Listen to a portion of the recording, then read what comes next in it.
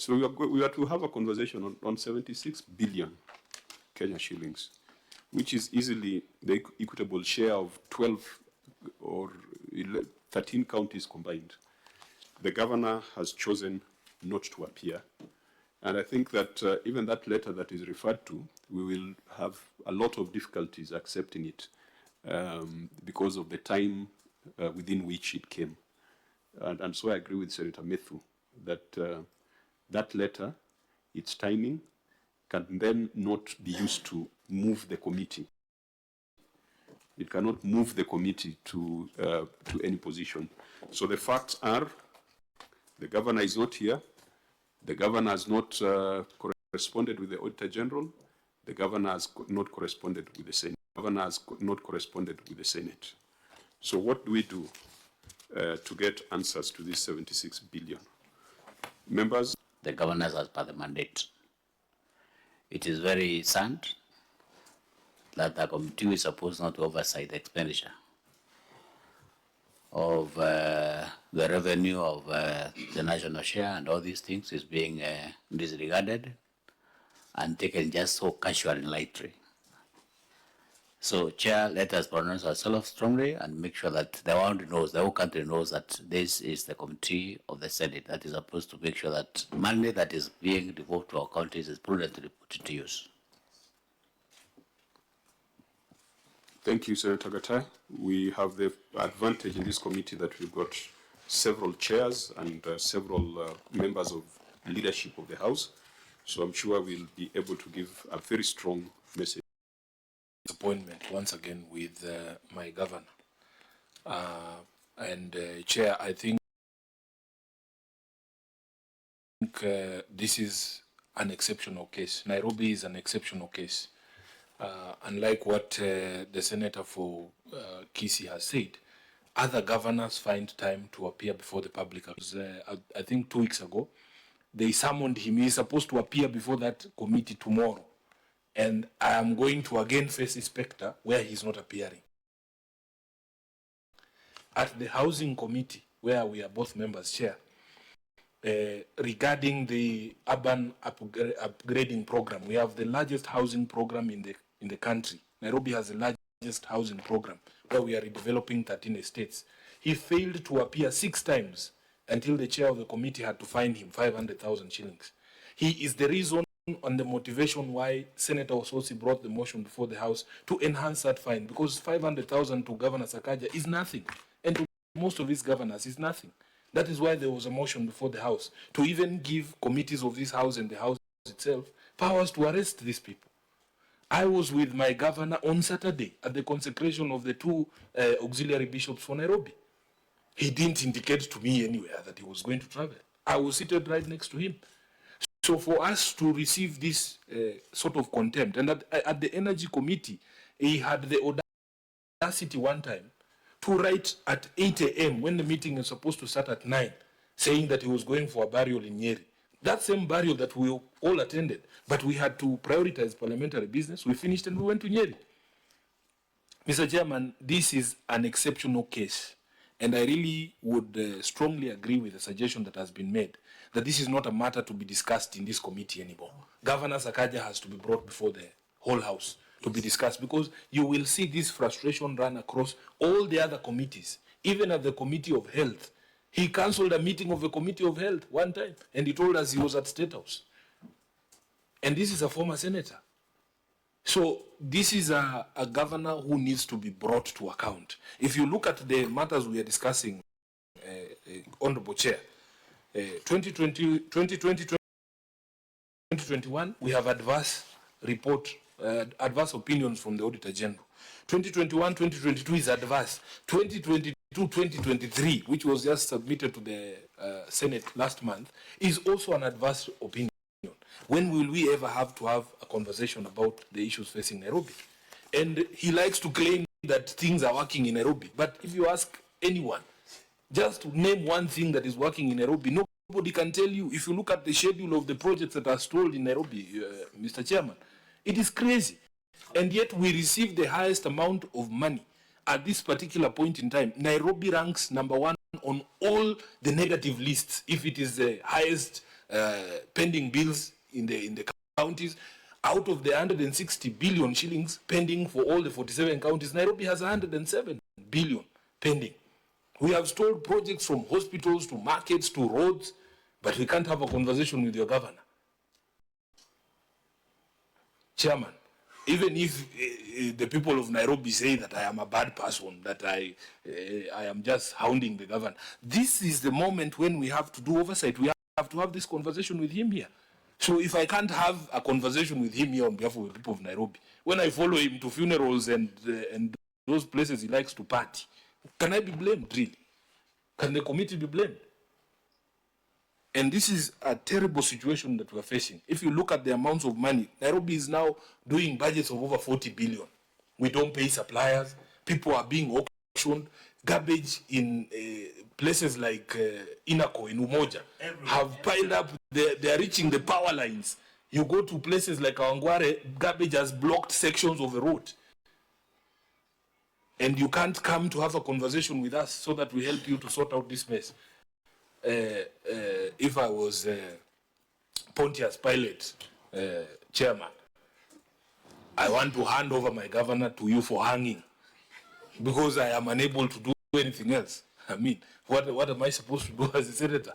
Please take this governor and do with him as you would please. I have washed my hands. No, you should not wash your hands. If there's a crucifixion, you will also drive a nail. I'll drive the first nail. Yeah. I think this is, Senator Sifuna has really made a strong case for this. Because where else do we meet a governor to discuss objectively issues around the impact of development and evolution, if not in this forum? Where else would you find that governor? When Senator Dulo goes to the streets of Isiolo, she's being accused of sabotaging the governor, and yet they cannot come here. When Sifuna goes to the streets of Nairobi, is accused of sabotaging the governor, and yet this was the impartial, objective, constitutional organ for that conversation. So, Chair, I think we have powers to take action on such rogue governors. And my proposal is you need to bring a motion to the House where we pass as a resolution and take action against those governors who refuse to appear before this committee. And one of the proposals is the one that was made by Senator Onyonka, depending on the number of times they refuse to appear. So, and I think if their money is stopped, they are going to run all over. Yes. So that should be the best proposal and resolution that Senate should pass. Thank you. And I think, Chair, you have to move with speed because this is going to be a trend. Yeah. Immediately we resume on Tuesday, you must table your motion so that we can quickly pass and make a decision on it. Thank you. thank you. And as we share this, I want someone to reflect, maybe the legal team or the researchers. Contempt of parliament has never been defined as an offense, but contempt of court is, isn't it? So, what are the consequences of contempt of court? And why would contempt of parliament be taken as a casual thing that does not invite certain consequences? And the judiciary is an arm of government or an arm of state, if you want to call it that. Parliament is also an arm of state. Contempt of executive orders and directives invites very, very strong repercussions, including Kindiki declaring shoot to kill orders. So why should contempt of parliament be such a laissez-faire matter? Perhaps that should be part of what we address in that motion, Senator Onyonka. Absolutely. Because you see, Chair, I don't think there is anything that stops this committee going in that direction. I don't think there's anything that stops the Senate because our responsibilities are very clear. And I think the Supreme Court has actually pronounced itself. If it means we seek the good guidance of my Secretary General and other lawyers in this committee, we can actually have this matter even cascading to the Supreme Court for them to interpret what exactly do we do with a governor who doesn't want to come and meet this committee, and statutorily, that's what he should do. Chair, it is shocking that we are discussing something because we have been around since I think almost like this is our second term. Senate has been there close to 11 years. Do you have a precedent? Yes, I think there are countries just next door, Uganda. They've got a police No, unit. I'm saying in Kenya. Do we have a similar case scenario where we have governors who have Contempt of parliament can lead to censure, because that's usually the consequence. You can be censured, you can be named. Can they say censor the governor? Unless I thought the member governor is supposed to be censored by the MCs, then I don't know. Yes, I think that those constitutional gaps are there. and that's why we are saying we need to come We up with a power to motion that recommend to the deals COP with not that. to raise a mandate to the governor as a Senate? Yeah, that's possible. That's within our powers because provisions on stoppage of funds are there, flagrant disregard of the PFM and other laws. Can we recommend an arrest? Yes, it's in the motion. Because I've always known that Senate is a quasi judicial. I mean, it's a court away from the normal judiciary setup. That's why I'm saying there's a gap. This, whatever we have in the Powers and Privileges Act of summons and fines, is just a slap on the wrist. People like Sakaja can pay 500,000 every week, maybe drawing it from parking fees of Nairobi. So we need to have much more stronger consequences. And that's why I was asking the legal clerk to tell us, what is in law, what is the consequence of contempt of court? Is it jail, is it fine, and for what duration? Chair, the consequence of contempt of court is the judge can direct that you actually serve time if you refuse to purge that contempt. So you've seen civil servants, for instance, who refuse to honor court orders. The threat for the imprisonment is always there. And this is why it was important to support Senator Ososi's motion. But I know that it has to go to the National Assembly because it was bringing amendments to the Powers and Privileges Act. Once those amendments are in place, we will have more powers. But for now, I think the suggestion that has been made, a motion needs to be brought. I have no problem as the Senator of Nairobi if the Senate resolved to stop money going to Nairobi. And nobody should argue that you're punishing the people of Nairobi because nothing is happening even with the funds. Nothing is happening in Nairobi. So, Chair, this is why I'm saying, for me, really, let the words of the Speaker reverberate, that we cannot be a house of lamentations. Once the powers of arrest come, once the National Assembly passes those amendments to the powers and privileges, we'll have a bit more in terms of what we can do. But for the moment, let us look at the things that the Senate can do. And the only way to deal with these rogue people, we should stop all money going to Sakaja's government until he appears here to answer these questions. There's no other way. Chair, you know, this Immediately that is committee, done. this committee has the sharpest legal minds actually in the Senate.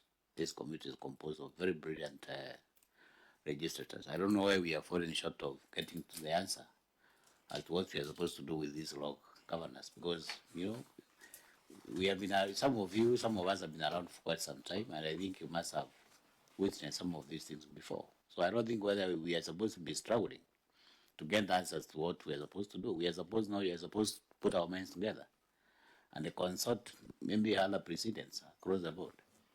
Because we can't continue like this. Maybe we are becoming irrelevant every day. Yeah, and you had asked for precedents. One of the first scenarios that the Senate faced was with regards to appearance of Oparanya before the Public Accounts Committee. He refused to appear. He went to court, and I think he lost the applications he took to court. And the committee directed the Inspector General of Police to arrest and produce Oparanya before the Senate. The IG did not honor the directives of the Senate. So the Senate had to march to Vigilance House to demand the arrest of that governor, which again did not happen. So we cannot, we can reflect on those experiences, but we should never be seen to be acting in vain. Because if we are seen to be acting in vain, I have heard it from some governors say that, well, Senate, they will go, I will go there, they will embarrass me, but that will be the end. Or I will choose not to go. They will fine me, I will pay the fine, and I will continue paying the fine indefinitely. So we must have stiffer consequences. And it's not just a matter of going to the IG to seek the arrest of Sakaja, because that has been tried in the past. We need to try something different. Chair. Maybe Senator Mariam has been seeking this. Chair, mine is the last comment of yours. We need to do a long-term consequences so that we can, one is maybe we can, as a legal, I don't know where the gaps is as a legal law, if this IBC or what, we need, in such scenario, is a lot of money. What if we can do and that somebody such kind cannot vie in any other positions? It's permanent. Not to any other committees for 6 times they are supposed to do, they are not supposed to vie any positions for the next, after 5 years.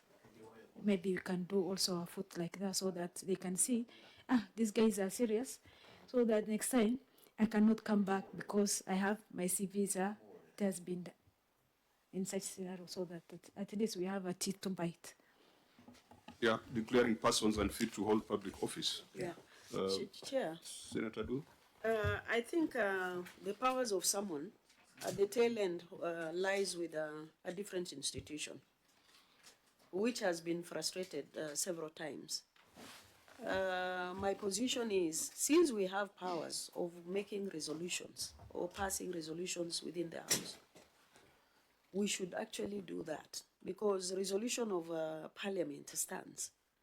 And I think we are the ones who disperse funding.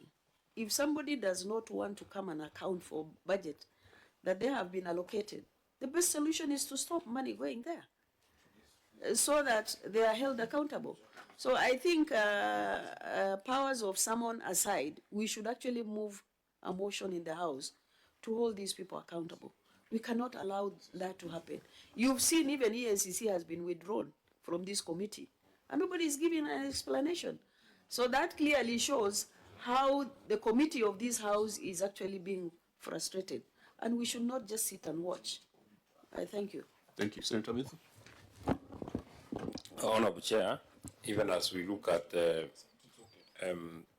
long-term solutions to this particular problem, we are seized with the matter, and I feel the pain of Senator Sifuna, because even though we have a problem with the other county governments, the kind of monies that we are speaking about, over 70 billion, is not little money. And also the kind of reports that we are dealing with are not unqualified, are not qualified, are 3 advanced opinions in a row.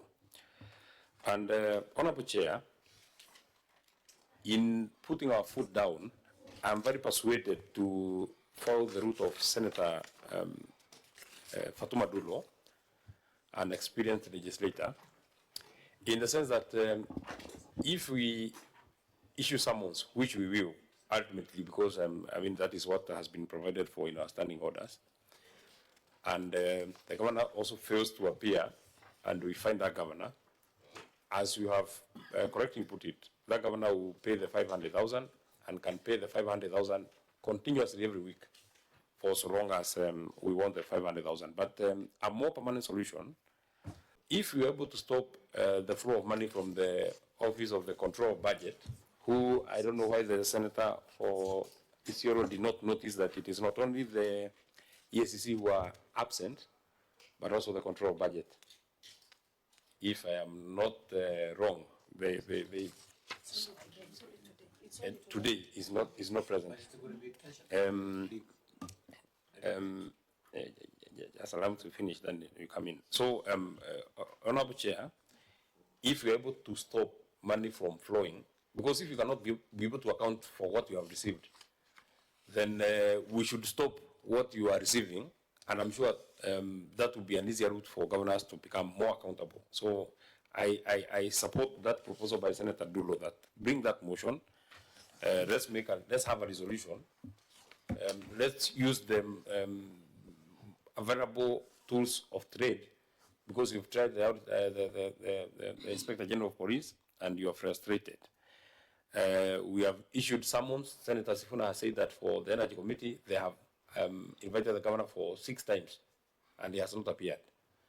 And it is the same person. So I think especially for this committee, because the matters that you are dealing with are on financial prudence, we need to deal with that financial aspect of talking to or having a resolution that the control of budget does not release any more money to the Nairobi County government until they appear before this committee and account for what they have received already. Thank you, Senator Mitchell. Senator Nyonka. Maybe, Chair, the last point for me I would like to make is that even just being given an opportunity as a committee to debate and discuss the behavior of the governor and some of the governors that we'll be working with data, information, and the consequentials, I think would make it possible for our colleagues to actually make deliberations which, as far as I'm concerned, would make some of these governors realize that we are not joking. Thank you. So, members, from your contribution, I see we have problems at 3 levels. Number 1, we have a problem at the audit, at the time of audit, and that's why we have an adverse opinion. Most of these things are issues that have not been supported, expenditure that has not been supported. Non-provision of documentation during audit is an offense, and the Public Audit Act already speaks to it. So where we are having a problem is, first of all, enforcement of the Public Audit Act. We have written a law that is aggressive and that is very clear on such cases. Adverse opinions, disclaimers generally are as a result of either outright theft or non-provision of documentation. So in our motion, we must also address issues of enforcement of the Public Audit Act. Then we have a problem at the point of implementation. Who enforces the Public Audit Act? Who prosecutes? Who investigates and prosecutes? Auditor General, you will have reached a conclusion that documents were not provided. And we'll have agreed with you that documents were not provided. Who is supposed to pursue conviction? EACC and DPP, isn't it? Now, we have a serious problem with EACC, and this I must put on record, and I know the media is here. We have received no explanation why the officer from the EACC has been withdrawn, and the withdrawal came at the time when we were going to Isiolo, and clerk, we directed that we write to the EACC to give us an explanation on why the officer was withdrawn and to get a replacement. Have we received any response from EACC? Mr. Chairman, no, we have not received any response, but the letter went about a week ago. I will direct that we call the chair of the EACC and the CEO of the EACC to present that explanation before the Senate and before the media. Because we have so many, yes, they'll appear before this committee. We have so many things of implementation, matters of implementation that are hanging. Because whatever resolution we make out of this that requires a resolution through conviction, then we must rely on EACC or DCI to facilitate that. So let's get an appropriate date, even if notwithstanding the response, we still want to have a conversation with EACC on other matters to do with implementation, particularly implementation of the Public Audit Act. Those provisions are already there. The officers who presided over the management of finances in Nairobi City County, they should be in jail by now, if you are to go by the Public Audit Act. The third part where we have a problem is enforcing appearance before the Senate.